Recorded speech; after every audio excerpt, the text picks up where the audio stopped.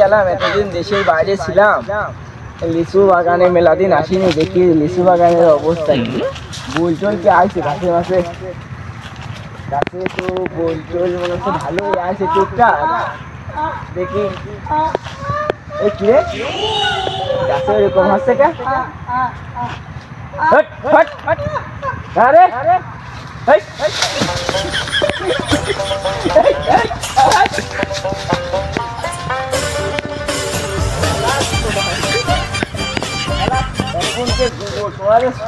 বুঝলাম এতদিন বাড়ি নেই, এই জায়গায় মানে কাজ চালায়, এ দিয়ে আর হয় না, টাকা আর পায় না। আমার এই লিচু বাগানে আসবে, আজকে আসছে নে, আজকে তো খেদা দিলাম, কালকে আসছে না, কি করি আমি? এ পাহারা দেবো না, আজ রাত্রিতে এনে পাহারা দিতে, না হলে তো এইসব কাজকর্ম তো এইসব জায়গা ভালো না।